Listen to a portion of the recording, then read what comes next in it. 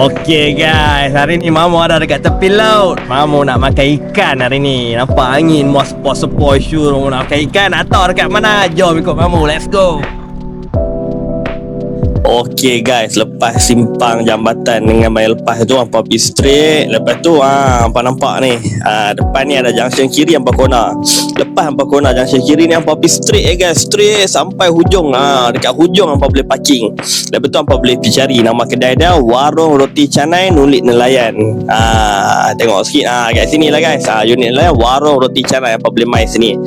Ni tempat dah lah kalau hampa susah nak cari. Parking pun ada lah.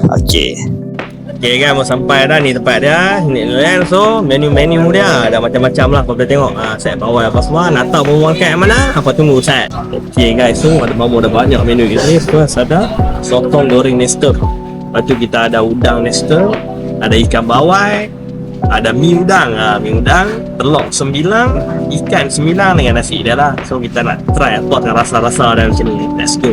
Sekarang kita nak try sotong goreng nestem dia. Try tu, Bismillahirrahmanirrahim. Jangan crunchy. Lepas tu ada manis sotong tu, rasa butter dia kuat.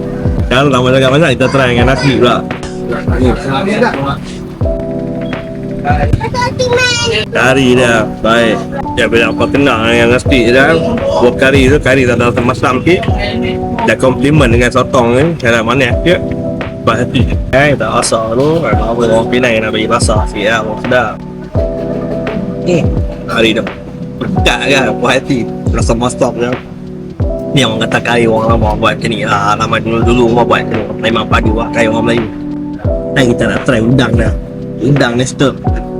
Kita tak mau lengahkan saya, tak rasa udang nestem tak.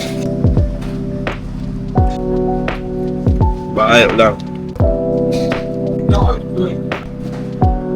Nanti memang isi dia padu lah. Lembut gila. Tengok udang ni semua besar-besar kan, bukan kecil-kecil. Memang puas hati yang pamai kena order ni. Udang nestem, puas hati.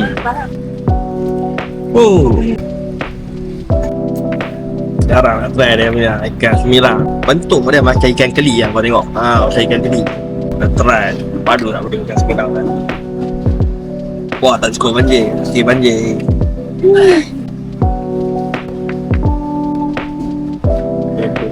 Ini kena lembut lah, fresh.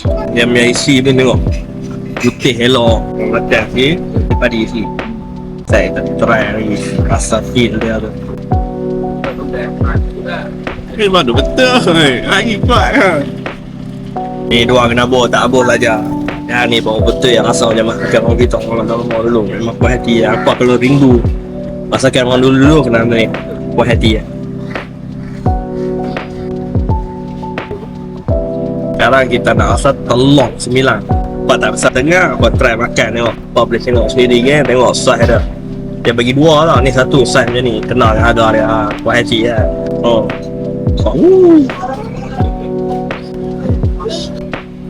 Macam ni telur tengah. Sedap-sedap. Sekarang kita nak try ikan bawai. Bunga selesai ikan bawai, memang ikan bawai. Ikan bawai dia rapuh. Rasa dia saja mungkin. Asin yang just nice, manis pun ada, tak rasa dengan telur 9 tu.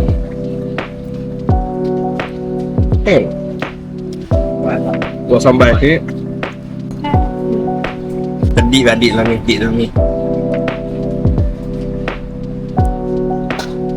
Dia makan ikan saja pun dah sedap. Lepas tu kita buat sambal ni lagi sedap kan. Sambal ni function punya rangu rapuh.